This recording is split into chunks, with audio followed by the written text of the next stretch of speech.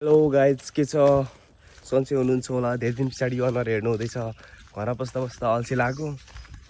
के गरौँ भन्ने सोच आयो। त्यस पछाडि होइन एउटा मिनी भ्लग बनाइहालौँ न त भनेर भ्लग बनाउँदै म चाहिँ जाँदैछु गाईतर्फ गाई सार्न। अनि घाम पनि यस्तो लागिरहेछ नि, त्यही भएर छाता ओढेर जाँदैछु गाई सार्न। अब तपाईँहरूलाई थाहै छ किसानको जिन्दगानी कस्तो हुन्छन्। घरमा बसेपछि जागिर तिहारको बिदा छ ड्युटी, त्यस कारणले घरको कामहरू पनि अब सम्हाल्नै पर्छ। घरको काम गरिरहेको छु, त्यसैले म अहिले चाहिँ आज जाँदैछु गाई सार्न। ठिक हाम्रो 12 बजी चाहिँ गाई सार्न गइन्छ, बिहानै गाई बाँध्न गइन्छ। त्यस पछाडि फेरि तपाईँको 3 बजी सार्न, अनि बेलुका लिन गइन्छ। लिन गयो, एकछिन चरायो बस्छु। एकदमै रमाइलोपन हुन्छ। यति आनन्द हुन्छ त्यो ठाउँमा गएपछि। निन्दा खोला नजिकै छन्, आनन्द चिसो हावा। अब म ब्याक क्यामेरा गएर तपाईँलाई यहाँको यो चाहिँ म गइरहेको ठाउँ, यो चाहिँ तेजपत्ताको बोट। एकदमै हरियाली छन्। पहिले सानोमा चाहिँ धेरै रमाइलो गरिन्थ्यो। सानोमा चाहिँ आइन्थ्यो, गाई सार्न गइन्थ्यो, खोला नुहाउन गइन्थ्यो। बाल्यकाल एकदमै रमाइलो पल हो क्या। बाल्यकाल यति रमाइलो गरियो, त्यो बाल्यकाल अब फर्केर पनि आउँदैनन्। त्यो समयमा जाम भन्दा पनि गइँदैनन् क्या त्यो बाल्यकालमा। अब एकदम हरियाली शान्त वातावरण छ। धान पाक्ने बेला पनि भइसक्यो, धान काट्नुपर्छ। यो चाहिँ धानहरू हुन्, धान काट्ने बेला हुँदैछ। अब बिस्तारै धान काट्नुपर्छ।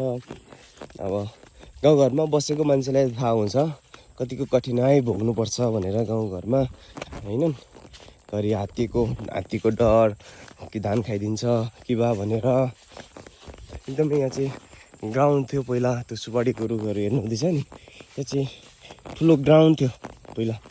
अहिले चाहिँ तपाईँको अब कम्पनीको वे अफ टी स्टेट उहाँको अब कम्पनीको जग्गा भइसकेपछि, उहाँको अब प्राइभेट जग्गा भएपछि अब हामीले कब्जा गर्नु पनि मिल्दैन। त्यस पछाडि यहाँनिर तपाईँको सुपारीको बगान, अहिले सुपारीको रुख। यहाँ यतापट्टि यो सानो घरहरू हुँदैछ। यहाँ घर एउटै थिएनन्, यो चाहिँ तपाईँको मरुभूमि, मान्छे गाड्ने ठाउँ, जुन राई लिम्बूहरूको मान्छे गाडिन्थ्यो। उतापट्टि हेर्न सक्नुहुन्छ, म जुम गरेर देखाउँछु तपाईँहरूलाई। यतापट्टि यो लाइन चाहिँ केही थिएन पहिला, एकदमै यहाँ जङ्गल थियो, रुख युसबडी भएको चाहिँ फुटबल ग्राउन्ड थियो, ठुलो फुटबल ग्राउन्ड। मैले भनेको ठाउँ चाहिँ यो जुन फुटबल ग्राउन्ड थियो, अहिले सुपारीको बगान रोपेछन्। यहाँ पनि अस्ति तपाईँको निकै ठुलो बाढी आयो नि।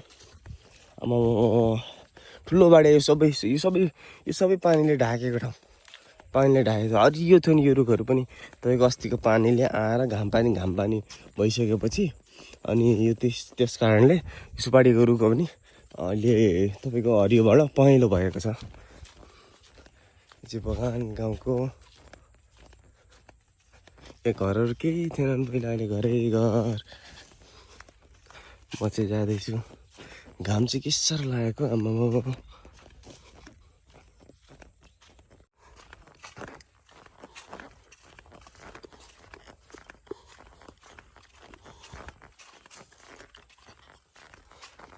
धान सबै चारैतिर धान रोपेको छन्। अनि बेस चाहिँ किन खोलेको होला सम्झिनुहुन्छ होला, गर्मी, एकदमै गर्मी भएको कारणले भेस्ट खोलेर यस्तो छाता ओढेर गइँदैछ। यहाँबाट तपाईँको मेरो घरबाट लगभग 1 किलोमिटर पर गइँदैछ। हिँड्दै गइन्छ, एक्सर्साइज पनि भयो, जिउलाई पनि राम्रो। हिँड्दै गइन्छ, हिँड्दै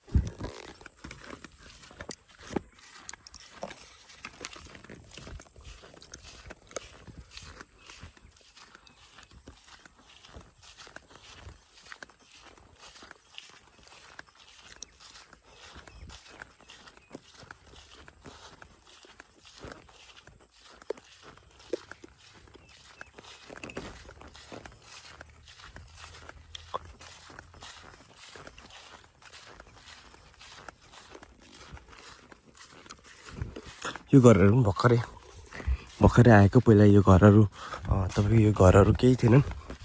अहिले घरै घर भएछ नि त पनि जङ्गल पुरै ठुलो जङ्गल थियो यता जङ्गलै जङ्गल थियो नि मान्छे गाड्ने ठाउँ यता अहिले त तपाईँको प्लोटिङ निकालेर विकसित भएछन् अलिअलि यस्तै हो जिन्दगानी को जानुहुन्छ गाई सार्न आफ्नो गाउँमा जीवन को बिताइराख्नु भएको छ होला उहाँहरू आएर कमेन्ट गरिदिनुहोस् यस भिडियोमा एउटा सानो घर देखाइदिन्छु यहाँ चाहिँ 3-4 जना बस्नुहुन्छ धेरै बस्दैनन् सानो घर छन् अस्ति पानी पनि छिरेको थियो यो घरमा बाढीको कारणले हेर्नु सानो घर एकदमै सानो घर छ यो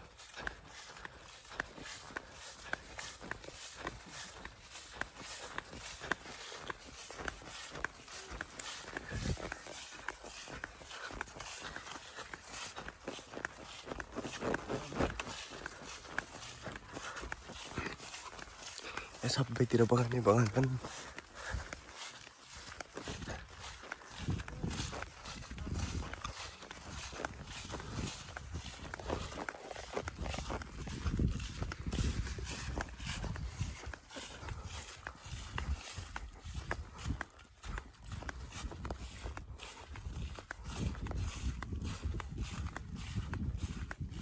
म चाहिँ जाँदैछु अब आइपुग्न आँटेँ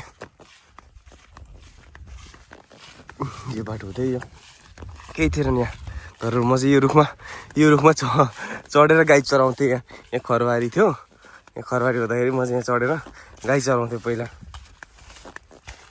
ए जाँदैछु यहाँ पनि सानो जङ्गल छ निन्दा खोला बगर छेउमा आइपुग्न आँटिसकेँ म यो रुखमा चढेर चाहिँ सानैमा म लगभग जागिर खानुभन्दा अगाडि रुखमा चढ्थेँ बस्थेँ रमाउँथेँ चाँडै आउँथेँ गाईतिर चराउँदै बस्थेँ यही रुखमा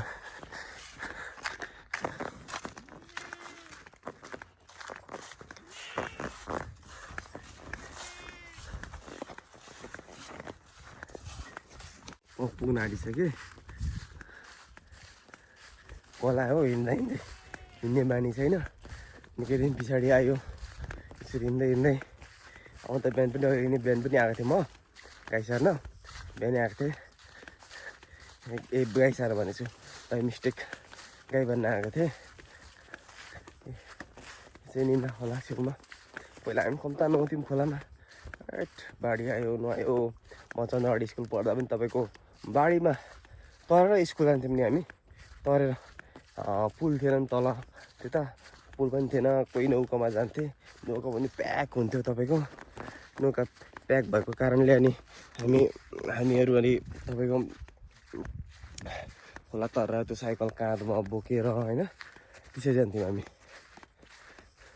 अहिले पनि छन् अहिले पनि पहाडी एरियामा त्यस्तो छन् कठिनै ठाउँहरू नेपालमा छन् धेरै नै ठाउँहरू छन् त्यस्तो म आइसकेको छु फेरि पछाडि हेर्न सक्नुहुन्छ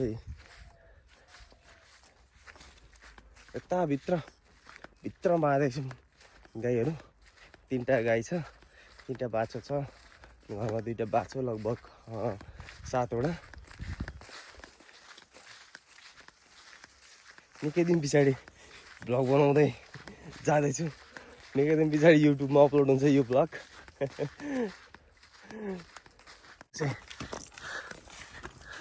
निन्दा खोला चाहिँ उति पर छ उति पर छ निन्दा खोला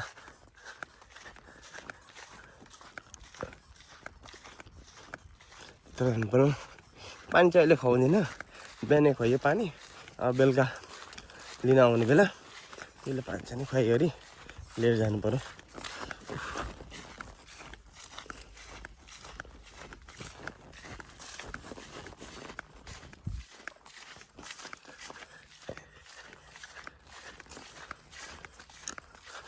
एकदमै भित्र छ यो घर यो पहिला प्राचीन कालमा तपाईँको यसैको घर हुन्थ्यो यसैको घर बनाइन्थ्यो यसैको घरमा बसिन्थ्यो ठ्याक्क छानो तपाईँको टिन सिन केही नभएको बेला यसैको यही जातको खर भनिन्छन् नेपालीमा यसलाई नै काटेर सुकाएर यसलाई टाटी बनाइन्थ्यो तपाईँको छानो पनि यसैलाई बनाइन्थ्यो।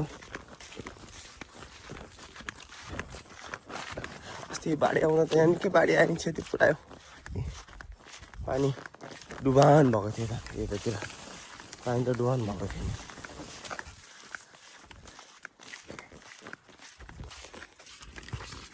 गाईहरूको ठाउँ आइपुग्यो होइन। अब गाई साई सार्छु, त्यही बाटो हुँदै म अनि घर लाग्छु।